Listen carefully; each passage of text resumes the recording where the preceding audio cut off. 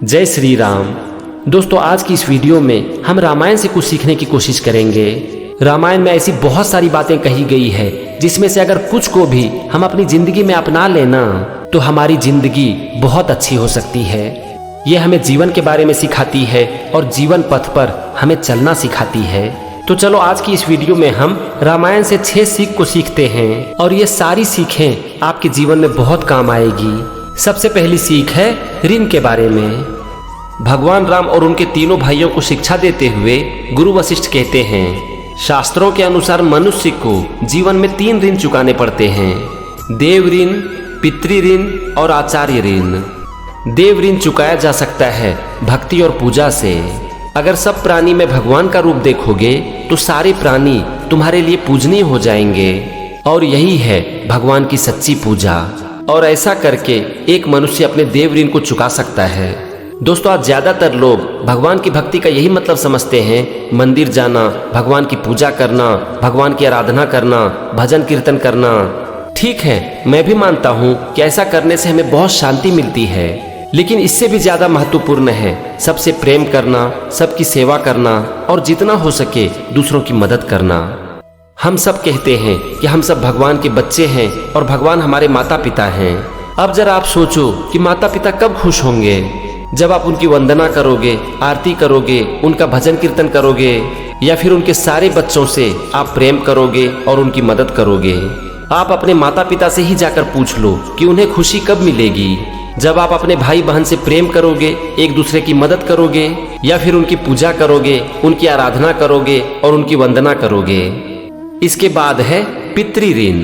तो यहाँ पर गुरु वशिष्ठ कहते हैं कि अपने सुख को त्याग कर माता पिता की सेवा में समर्पित होने से पितृ ऋण चुकाया जा सकता है। दोस्तों, एक माँ बाप अपने बच्चे के लिए जितना करते हैं ना, उसके बाद बच्चा बड़ा होकर अपने माँ बाप के लिए चाहे जितना भी करे वो कम पड़ जाता है।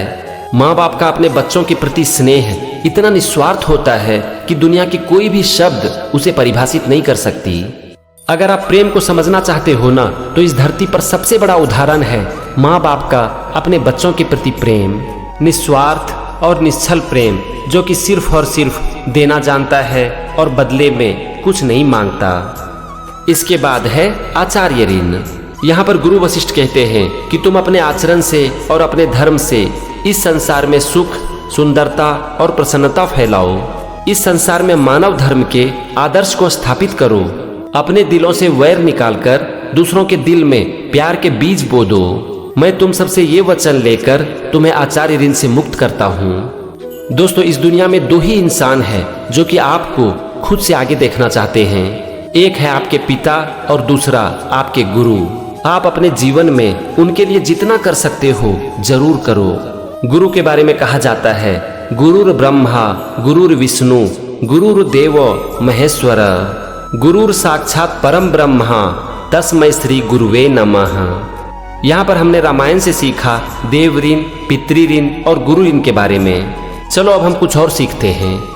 एक बार माता सुनैना शिव धनुष को दिखाते हुए अपनी बेटी सीता से कहती हैं कि बेटी, तुमने बचपन से ही इस शिव धनुष की पूजा की है। तुम्हारे पिता ने तुम्हारे विवाह के लिए एक ऐसी शर्त रखी है जिसे पूरा करना एक मानव के लिए बहुत ही कठिन होगा। तो इस पर महर्षि सतानंद जी ने बहुत अच्छी बात कही है। उन्होंने कहा कि देवी, शंका अपने मन से निकाल दो। जिन्होंने महाराज जनक के मन में उस प्रण की प्रेरणा उत्पन्न की थी, वो खुद ही उपाय भी करेंगे। इसीलिए किसी भी प्रकार की शंका मत करो और परिणाम उनके ऊपर ही छोड़ दो। दोस्तों, अगर आपके मन में कुछ भी अच्छा करने का विचार आता है ना, तो समझ लो कि उसे करने की शक्ति भी आपके अंदर है। बस हमारी प्रॉब्लम क्या है कि हम खुद के ऊपर ही भरोसा नहीं करते हैं। हम करना तो बहुत कुछ चाहते हैं, लेकिन हमारा मन भर जाता है शंकाओं से। और जब हम दूसरों से बताते हैं कि हम ये करना चाहते हैं, तो ज्यादातर लोग यही कहते हैं कि ऐसा नहीं हो सकता है, तुम ऐसा नहीं कर सकते हो। और परिणाम क्या होता है? हम उसकी शुरुआत ही नहीं करते हैं। तो कभी भी आपके मन में कुछ अच्छा करने का विचार आए ना, तो सबसे पहले उसे करना शुरू करो।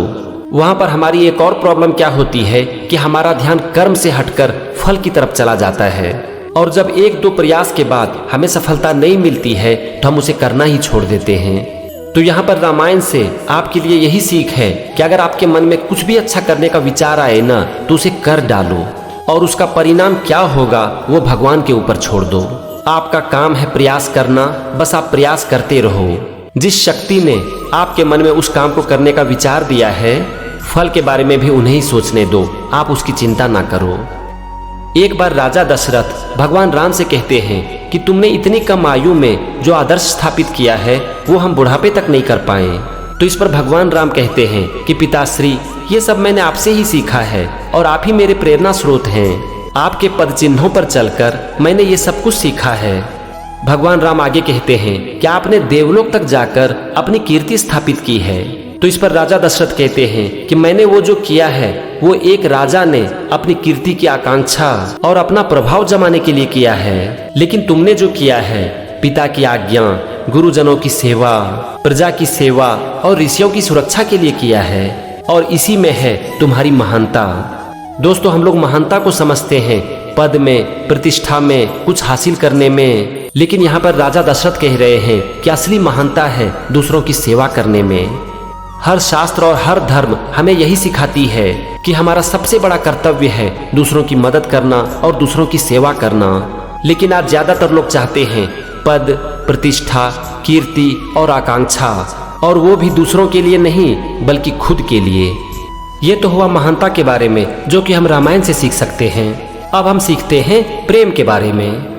जब भगवान राम पहली बार माता सीता से मिलते हैं तो वो लक्ष्मण से कहते हैं कि लक्ष्मण, मुझे लगता है कि मेरे मन के शांत सरोवर में किसी ने कंकड़ फेंक दिया हो, जिसमें प्रेम की लहरें दौड़ रही हो और हर लहर में सीता की छवि हो।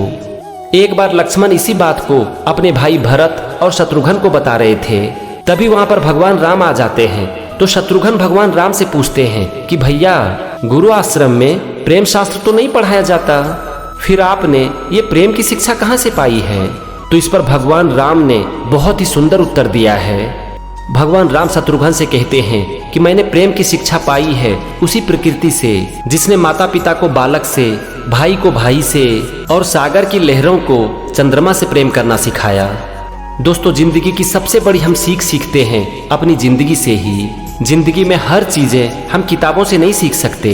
हमारी जिंदगी हमें बहुत कुछ सिखाती है, बस जरूरत है हमें सीखने की। एक माता पिता अपने बच्चों से निस्वार्थ प्रेम करते हैं, लेकिन वो इसे कहीं पर सीख कर नहीं करते। वो जो करते हैं वही प्रेम बन जाती है।